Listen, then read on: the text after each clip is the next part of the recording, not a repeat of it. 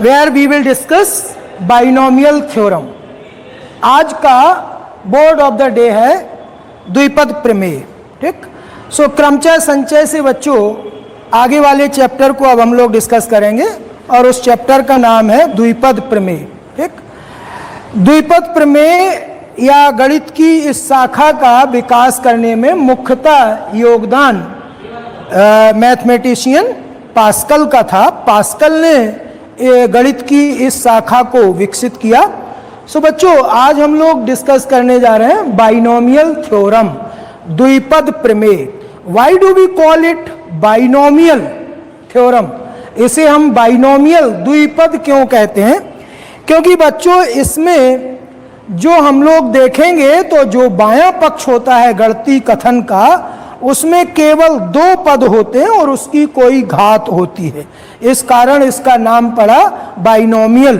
ठीक है.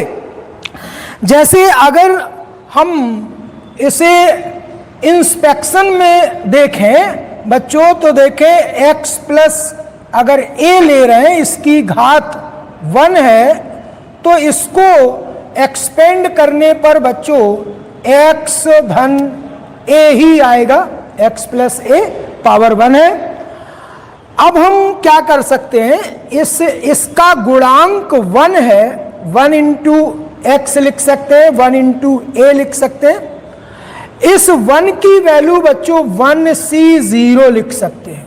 1c0 1c0 का मान 1 होगा और x की पावर बच्चों 1 और a की पावर 0. इस टर्म को ऐसे एक्सपेंड करके लिखा जा सकता है. x की पावर 1 x हुआ, a की पावर 0 1 हुआ तो और 1c0 की वैल्यू 1 हुई. ठीक. इसी तरीके से प्लस 1c1 इसका भी मान 1 होता है. 1c1 x की पावर घट करके 0 हो गई और a की पावर बढ़ करके 1 हो गई. इसे हम ये रूप दे सकते हैं. ठीक. और आगे बढ़े. x प्लस a का होल स्क्वायर देखें बच्चों, ये है x स्क्वायर प्लस 2xa और प्लस a स्क्वायर. यहां का गुणांक 1 है, यहां का गुणांक भी 1 है, ये पावर 2 है. अब हम इसको लिख सकते हैं 2c0 क्योंकि 2c0 nc0 का मान 1 होता है. 2c0 का मान भी 1 होगा और x की पावर 2 और a की पावर 0. पहला टर्म हो गया. 2c1 लिख सकते हो किसको? 2 को. 2c1. ठीक. 2c1 की वैल्यू 2 होती है. x की पावर घटते हुए जा रही है तो 2 से 1 हो गई, जिसे हम 2 माइनस 1 करके लिखो या 1 करके लिखो, एक एक घटती जाएगी इसलिए 2 माइनस 1 लिखा. और a की पावर 1 बढ़ गई, 0 से बढ़ करके 1 हो गया. ठीक. फिर अगले टर्म में अगला ये 2c2 हुआ बच्चों. 2c2 की वैल्यू भी 1 होती है. ncn 1 होता है और x की पावर बच्चों घट करके 2 माइनस 2 0. x की पावर 0 का मतलब 1 हो गया और a की पावर बढ़ करके 2 हो गई. सो अगर गौर से देखें तो एक सिमिलरिटी आपको मिल रही है. 2c0 2c1 2c2. ठीक. x की पावर 2 a की पावर 0, x की पावर 2 माइनस 1 a की पावर 1, x की पावर 2 माइनस 2 a की पावर 2. ठीक. और आगे बढ़ो. x प्लस a की पावर अगर 3 करें तो इसका प्रसार इस तरह से होता है बच्चों. x cube plus 3x square a plus 3x a square plus a cube. अब अगर इसको भी इस तरह का रूप दिया जाए तो ये होगा बच्चों 3c0. 3c0 का मान 1 हुआ बच्चों. फिर प्लस x की पावर 3 a की पावर 0, इस तरह से लिख सकते हैं. ठीक है. और आगे इस 3c1 है, 3 की वैल्यू 3c1 3c1 1 3 होता है। x की पावर हो गई बच्चों 3 माइनस 1 2 को, x की पावर 2 को, और a की पावर बढ़ करके 1 हो गई, प्लस अगला टर्म बच्चों क्या हो जाएगा, इसमें 3c2 की वैल्यू भी 3 होती है। x की पावर हो गई कितना 3 माइनस 2 मतलब 1, और a की पावर बढ़ करके हो गई 2, और लास्ट वाला टर्म हो जाएगा बच्चों, यहाँ 1 है, 1 का 3c3 1 होगा, x की पावर 3 माइनस 3 हुआ और a की पावर 3 हुआ। ठीक, सो ये इस तरह से इसको बच्चों एक्सपेंड कर देते हैं, और ये जो आप प्रसार देख रहे हैं, ठीक है, इसी को हम लोग बाइनोमियल एक्सपेंशन नाम देते हैं। अब ये तो हमने 3 टर्म तक लिखा। अब अगर हम इसी प्रकार से, ठीक है, अगर हम x की पावर n लिखना चाहें, x प्लस a की पावर, इसी प्रकार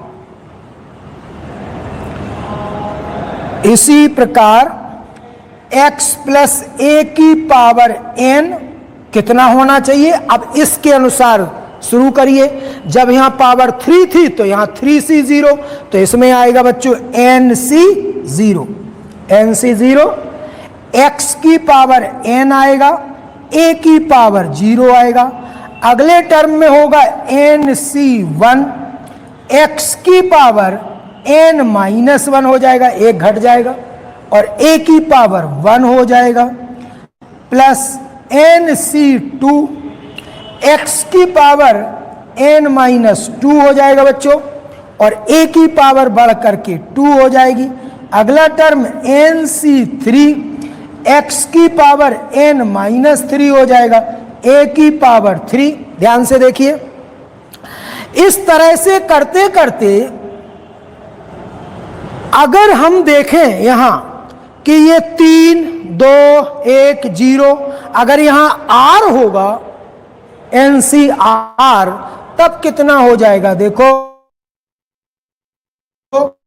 NCR ये, और x की पावर कितनी हो जाएगी, देखो जब यहां 3 था तो 3 घटा था, NR होगा तो R घटेगा, तो x की पावर n माइनस R हो गया, और a की पावर कितना हो जाएगा R, और इस तरह से करते करते लास्ट वाले टर्म में देखें क्या आएगा बच्चों, 3c3 था यहां, तो यह आएगा NCN, x की पावर n माइनस n अर्थात 0, और a की पावर n। सो ये जो प्रसार आया बच्चों, इसी का नाम है बाइनोमियल एक्सपेंशन, अर्थात द्विपद विस्तार, द्विपद प्रमेय का विस्तार। ये किसी भी 2 पद वाले व्यंजक की कोई घात हो तो उसे इस फॉर्मूला से प्रसारित कर सकते हो, अर्थात उसका एक्सपेंशन प्राप्त किया जा सकता है।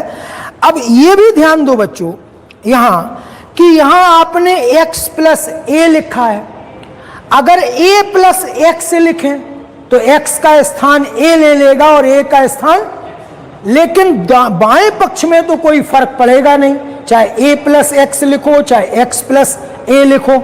इसका मतलब हुआ कि इसमें जो ये घाते हैं ये इंटरचेंज कर सकते हो, मतलब आप ऐसे भी लिख सकते हो x प्लस a की power n equal to nc0 a की पावर n x की पावर 0, ऐसे। ठीक, ये nc1 x की पावर a की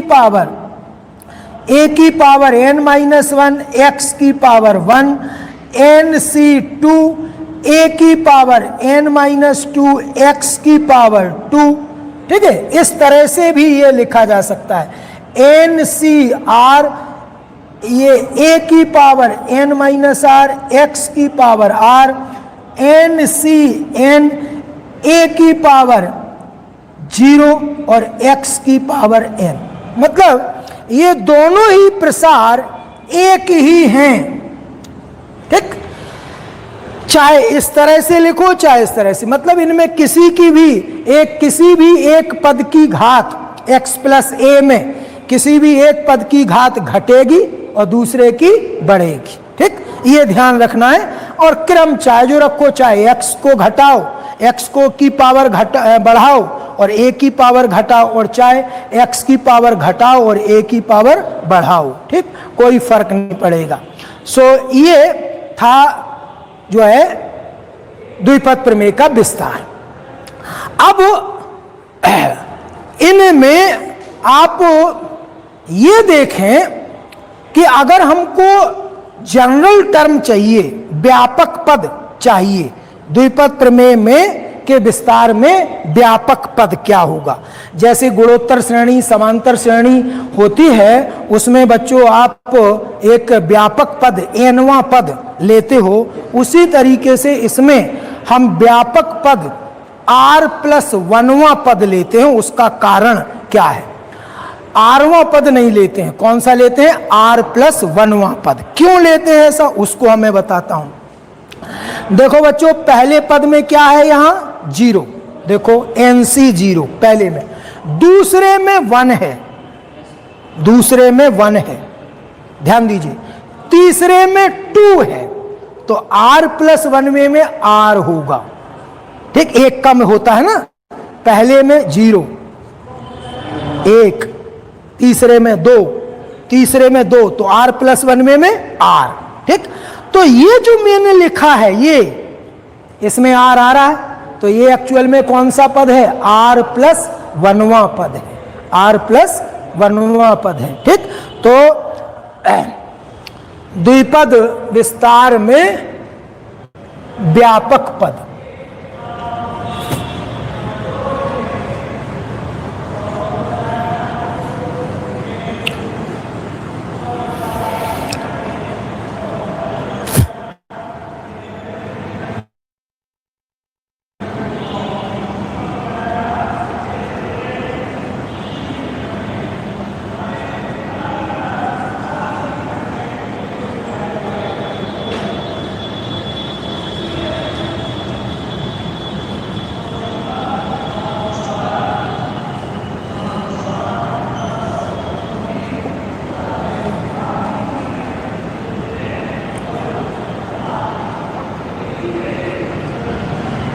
द्विपद विस्तार अर्थात x प्लस a की पावर n के प्रसार में व्यापक पद की बात हम लोग करें। ठीक, सो यहां व्यापक पद बच्चों हम rवां पद ना लेकर के, क्योंकि अगर हम rवां पद लेंगे तो यहां जो रहेगा वो r माइनस 1 रहेगा, तो थोड़ा अटपटा रहेगा, r रहे तो वो अच्छा लगेगा।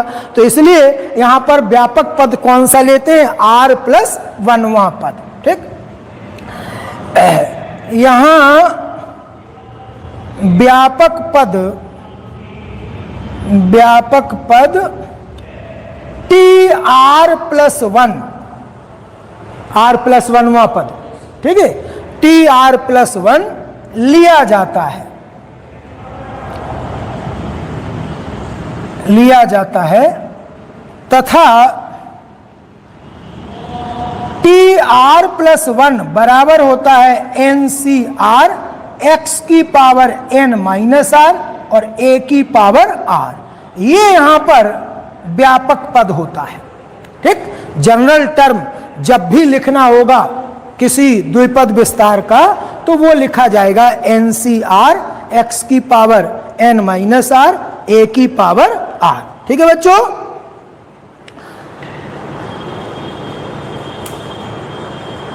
r माइनस 1वां पद भी ले सकते हो, जो भी पद लेना चाहो उसके अनुसार चेंज हो जाएगा। जब आप r माइनस 1वां लोगे तो यहां बच्चों r माइनस 2 हो जाएगा, यहां हो जाएगा x की power n minus r minus 2, यहां हो जाएगा a की पावर, यहां कुछ भी आप जो चेंज करोगे उसके अनुसार ये बदल जाएगा।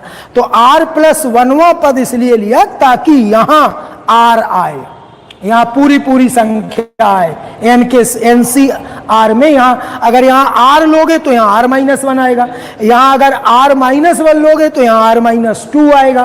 ठीक है, तो ये और उसके अनुसार चेंज होगा, जो भी पद मांगा जाएगा उसके अनुसार हम लोग उसको एडजस्ट करेंगे।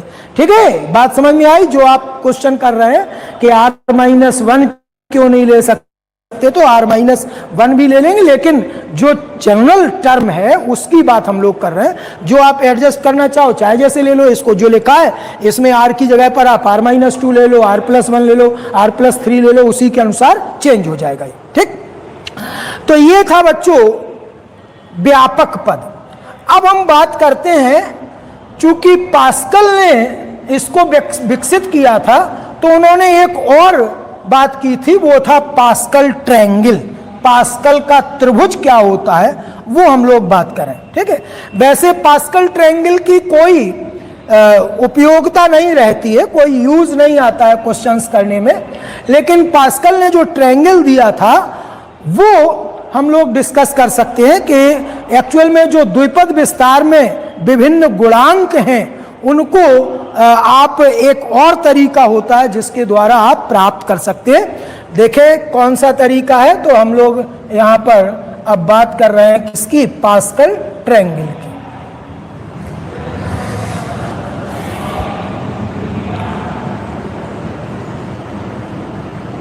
पास्कल त्रिभुज।